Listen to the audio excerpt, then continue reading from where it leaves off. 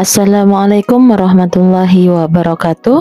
Jumpa lagi dengan saya Siti Nurhayati, guru SMP Negeri 3 Sumeneb, calon guru penggerak angkatan ke-7 Kabupaten Sumeneb.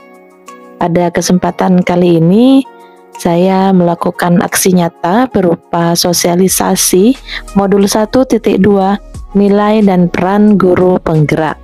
Selamat mengikuti. Aksi nyata ini dilakukan dengan dua kegiatan, yaitu pertama diawali dengan sosialisasi kepada guru-guru di SMP Negeri 3 Sumeneb. Kemudian yang kedua adalah penerapan bagaimana nilai dan peran guru penggerak tersebut. Berikut adalah pelaksanaan sosialisasi modul 1.2 nilai dan peran guru penggerak pada guru-guru SMP Negeri 3 Sumeneb. Assalamualaikum warahmatullahi wabarakatuh. Selamat pagi Ibu Dwi. Selamat pagi Bu. Ya, terima kasih atas kehadiran Bapak Ibu sekalian pada kesempatan kali ini dalam acara sosialisasi modul 1.2 nilai dan peran guru penggerak. Ini merupakan salah satu modul yang ada dalam pendidikan yang saya ikuti, yaitu pendidikan calon guru penggerak. Nah, ya sebelum kita membahas lebih lanjut tentang apa dan bagaimana nilai dan peran dari guru penggerak itu, sebelumnya kita amati terlebih dahulu, kita bahas terlebih dahulu 5 kebutuhan dasar manusia. Karena ini juga berhubungan dengan siswa kita, gitu ya. Ada 5 kebutuhan dasar manusia. Yang pertama adalah kebutuhan untuk bertahan hidup. Yang kedua adalah kebutuhan akan rasa kasih sayang dan dicintai. Kemudian yang ketiga kebutuhan akan kekuasaan dan penguasaan. Dan yang keempat adalah kebutuhan akan kebebasan. Dan selanjutnya yang kelima adalah kebutuhan akan kesenangan, seperti itu. Baik, kita akan bahas satu persatu. Selanjutnya adalah nilai guru penggerak. Ada 5 nilai yang harus kita miliki sebagai seorang guru, gitu ya. Yang pertama adalah berpihak pada murid. Yang kedua adalah mandiri, dan yang ketiga adalah reflektif. Selanjutnya kolaboratif, dan nilai yang terakhir adalah inovatif. Nah, seperti apa berpihak pada murid itu? Nilai guru penggerak berpihak kepada murid ini selalu kita sebagai guru itu bergerak dengan mengutamakan kepentingan murid. Seperti misalnya memberi tauladan dalam hal budi pekerti atau penanaman karakter baik. Kemudian merangsang siswa untuk berani bicara di depan umum. Kemudian melakukan pembelajaran yang menyenangkan, gitu ya. Jadi tidak hanya sekedar ceramah, menulis, misalnya menulis dari buku paket, mahasiswa disuruh merangkum, tidak hanya seperti itu, tetapi kita lebih mencari gitu, pembelajaran seperti apa yang kira-kira menyenangkan bagi murid. Misalnya belajar di luar kelas dengan mengamati tanaman atau sesuatu yang lainnya. Kemudian memahami kebutuhan siswa melalui analisis kebutuhan peserta didik. Nah, seperti halnya yang kami lakukan di BK, yaitu kita melakukan KKPD. Jadi siswa itu apa kebutuhan siswa kita ajarkan dalam angket, nanti siswa memilih apa kebutuhan mereka, dari situ kita akan paham. Jadi apa saja kebutuhan peserta didik kita. Selanjutnya adalah mengenal gaya belajar siswa. Selanjutnya adalah mandiri. Nah, mandiri ini berarti kita sebagai guru itu harus memiliki semangat untuk terus belajar sepanjang hayat. Artinya tanpa ada paksaan ya dari misalnya dari kepala sekolah atau dari teman-teman. Nah, mandiri ini berarti kita punya keinginan untuk mengembangkan kemampuan kita dengan keinginan kita sendiri. Misalnya yang bisa kita ikuti, yang kita lakukan, mengikuti seminar atau pelatihan, mengikuti program guru penggerak. Nah, salah satunya dengan mengikuti program calon guru penggerak ya, dengan keinginan sendiri, itu berarti kita sudah mandiri. Nah, jadi Bapak Ibu yang lain, monggo, ayo kita harus punya inisiatif, punya keinginan untuk bisa mengikuti pendidikan calon guru penggerak ini. Kemudian misalnya juga aktif dalam kegiatan MPBK dan MPMP dan mengikuti pelatihan di PMN. Saya rasa ibu-ibu semuanya, bapak ibu sudah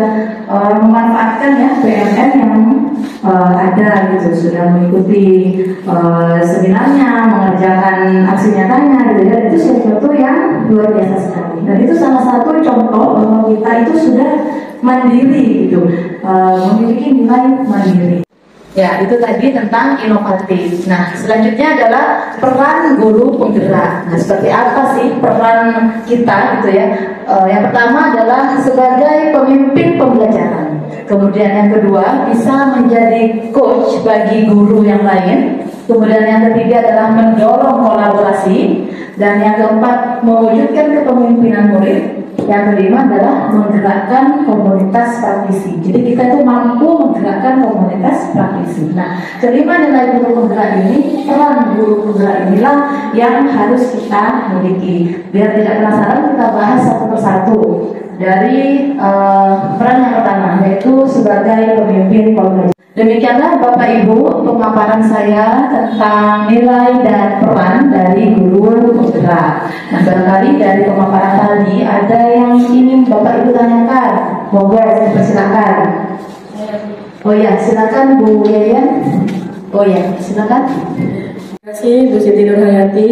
Saya akan, tadi kan di slide sudah dijelaskan tentang angket gaya belajar siswa. Yang ingin saya tanyakan itu manfaat apa dilatarkan angket siswa itu terhadap siswa? Ya. Terima kasih Bu Yayan atas pertanyaannya, luar biasa sekali. Mungkin itu yang menjadi ganjalan selama ini ya. Kira-kira apa sih manfaatnya kita itu melancarkan angket gaya belajar seperti yang sudah saya lakukan gitu ya. Baik, gaya belajar itu kan untuk mengetahui seperti apa karakteristik atau kecenderungan belajar siswa. Ada 3 gaya belajar siswa. Yang pertama itu gaya visual, kemudian ada auditory dan juga kinestetik. Nah, ketika kita sudah melakukan angket, kita analisis dan otomatis kita tahu siswa kita itu gaya belajarnya itu cenderung ke arah yang mana. Misalnya ke arah visual. Berarti kita nanti tahu si A ini lebih cenderung ke visual. Nanti akan memudahkan kita untuk memilih metode pembelajaran yang cocok. Jadi di kelas itu misalnya di sini lebih banyak auditory misalnya. Nah, nanti kita akan menggunakan atau memilih metode pembelajarannya yang sesuai dengan karakteristik siswa di kelas itu. Seperti itu Bu. Itu yang pertama manfaatnya untuk guru. Dan untuk siswa, hasil itu juga kita sampaikan kan kepada siswa. Apa gunanya? Kenapa siswa perlu tahu atau orang tua perlu tahu? Ketika anak itu sudah tahu apa gaya belajarnya, diharapkan mereka itu bisa lebih nyaman gitu belajar. Misalnya yang dengan gaya belajar auditory, berarti mereka lebih fokus dengan mendengarkan ya, misal dengan musik, misalnya belajar di rumah itu dengan ada musik-musik yang didengarkan gitu. Dan itu juga disampaikan pada orang tua. Kenapa perlu disampaikan kepada orang tua? Karena orang tua yang tidak paham tentang gaya belajar anaknya, itu ketika melihat anak belajar mendengarkan musik itu malah dimarahi. Kamu itu belajar apa mendengarkan musik? Nah, seperti itu. Jadi karena orang tua tidak paham. Nah, ketika orang tua sudah paham, otomatis berarti anak saya memang lebih mudah belajar ketika dia sambil mendengarkan musik seperti itu. Jadi banyak sekali manfaatnya. Kemudian bisa juga dengan bermanfaat untuk ini pembelajaran diferensiasi gitu ya. Kita kan juga bisa memanfaatkan atau menggunakan hasil gaya belajar itu untuk melakukan pembelajaran diferensiasi. Mungkin itu yang bisa saya jelaskan. Bagaimana Bu Yayan? Ya, terima kasih Pak Saudara. Terima kasih Bapak Ibu sekalian. Demikianlah tadi rangkaian acara sosialisasi modul 1.2 nilai dan peran guru penggerak. Terima kasih banyak atas kehadirannya dan mohon maaf jika ada kekurangan atau kesalahan dari tutur kata dari saya.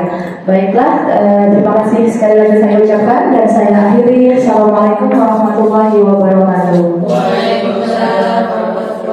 Selanjutnya adalah testimoni dari salah satu guru SMP Negeri 3 Sumeneb tentang pelaksanaan sosialisasi modul 1.2 yang telah dilaksanakan. Dengan mengikuti sosialisasi nilai dan peran guru penggerak ini, saya jadi lebih memahami tentang nilai-nilai dan peran saya sebagai seorang guru, dan juga dapat memotivasi saya untuk bisa menerapkan hal ini dalam pembelajaran dan juga untuk mendukung tugas saya atau sebagai seorang guru. Terima kasih atas ilmunya Bu Yati. Demikianlah tadi pelaksanaan sosialisasi modul 1.2. Selanjutnya adalah penerapan aksi nyata dari modul 1.2 nilai dan peran guru penggerak. Selamat mengikuti.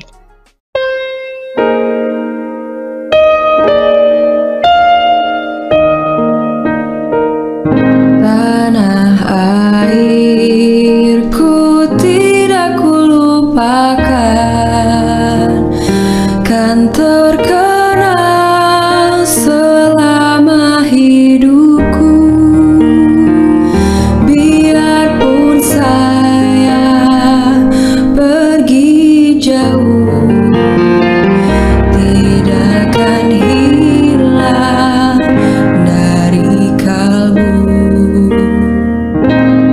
Tanahku yang ku cintai,